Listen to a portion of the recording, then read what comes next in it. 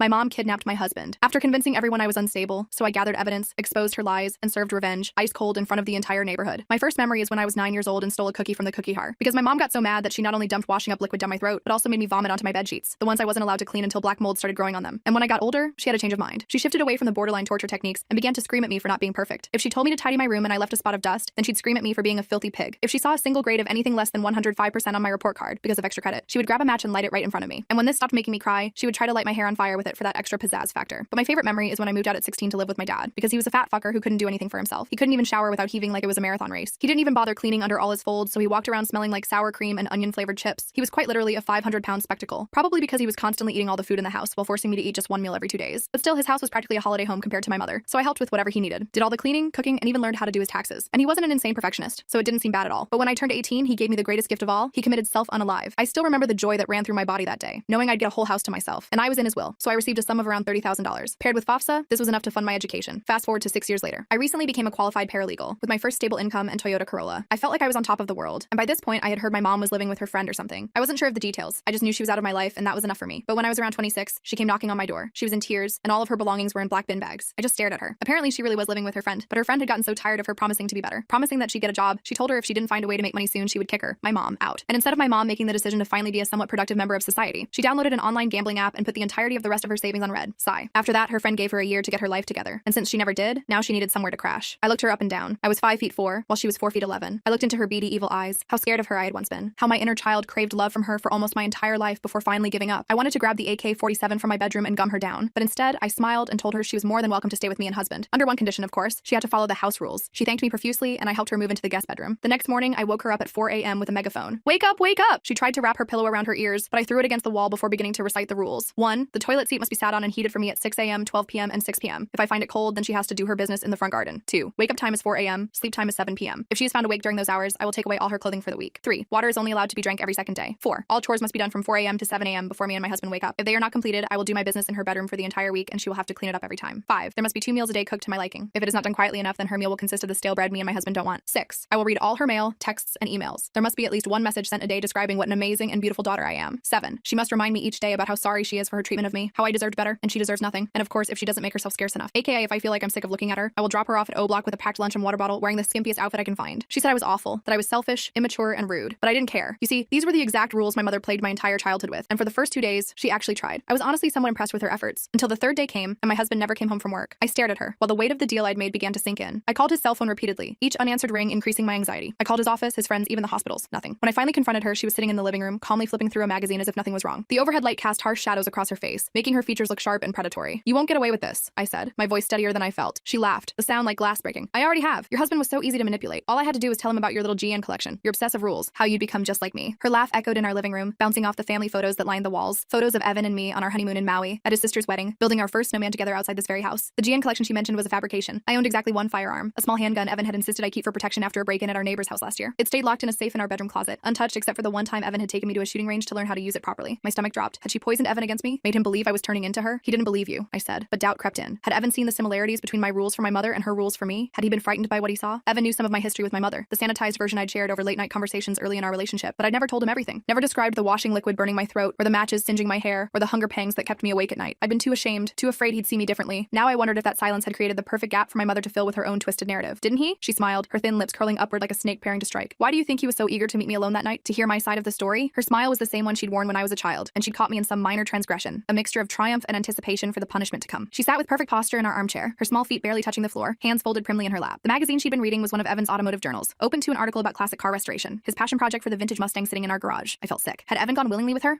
I refused to believe it. Whatever happened, she had done something to him. The scratch marks on the driveway, the watch behind the trash can. This wasn't a voluntary disappearance. I'd noticed those scratch marks that morning, 4 parallel lines in the concrete of our driveway, as if someone had dragged something sharp across it. At the time, I'd thought nothing of it, assuming neighborhood kids had been playing. But now they took on a sinister significance. And Evan's watch, his grandfather's vintage Omega that he never took off, I'd found it partially hidden behind our outdoor trash can when I'd taken out the garbage that evening. The leather strap was torn, and the face was cracked, as if it had been ripped from his wrist during a struggle. I'm going to find him, I said, gathering my evidence. And when I do, you'll regret ever coming back into my life. Her smile never faltered. Good luck with that, dear. I've had decades of practice covering my tracks. The confidence in her voice sent chills down my spine. What exactly did she mean by covering her tracks? Had there been others before Evan? I thought of her friend who had finally kicked her out after a year of broken promises. Had something happened there too? I gathered the watch, placing it carefully in a plastic bag like I'd seen detectives do on TV shows. I took photos of the scratch marks on the driveway with my phone, the flash illuminating them starkly against the dark concrete. I even checked our security camera, only to find that the footage from the previous night night had been deleted, something that required our household password. That night, I couldn't sleep. I lay awake, replaying every interaction with Evan in the days before he disappeared. Had he seemed distant, concerned? I couldn't remember anything unusual. We'd been happy, normal. At least, I thought we had been. Our last morning together had been ordinary in every way. Evan had kissed me goodbye as he always did, his lips tasting of coffee and the mint toothpaste he preferred. He'd been wearing his blue dress shirt, the one I'd ironed the night before, and the tie I'd given him for his birthday last year. We'd talked about dinner plans while he packed his lunch, agreeing to try the new Thai place that had opened downtown. He'd texted me around noon with a silly meme about paralegals that had made me laugh out loud in my quiet office. Nothing in his behavior had suggested fear or concern. Nothing had hinted that our life together was about to be shattered. On day 15, I changed tactics. If the police wouldn't help me, and if confronting my mother directly only gave her ammunition, I needed allies. People who knew the truth about her. People who could corroborate my story. The police had been frustratingly dismissive when I'd reported Evan missing. Adults have the right to leave, the officer had said, barely looking up from his computer as he filled out the report, especially when there might be domestic issues. He'd glanced meaningfully at my mother, who had accompanied me to the station, playing the role of the concerned mother-in-law perfectly. She dabbed at her eyes with a tissue, murmuring about how worried she was about poor Evan and how stressed I'd been lately. The officer had nodded sympathetically. To her, not to me. I called Casey, my oldest friend from high school who had witnessed my mother's abuse firsthand, then Stephanie, my college roommate who'd helped me through the nightmares, and finally, Marcus, Evan's best friend who had been in our wedding party. I need your help, I told each of them. It's about my mother and Evan. Casey had been there the time my mother had locked me in the hall closet for 6 hours because I'd gotten mud on the kitchen floor. She'd heard my muffled cries through the door when she'd come over to work on a school project. Stephanie had held me countless nights during our freshman year when I'd wake up screaming, convinced my mother was in our dorm room with a box of matches. And Marcus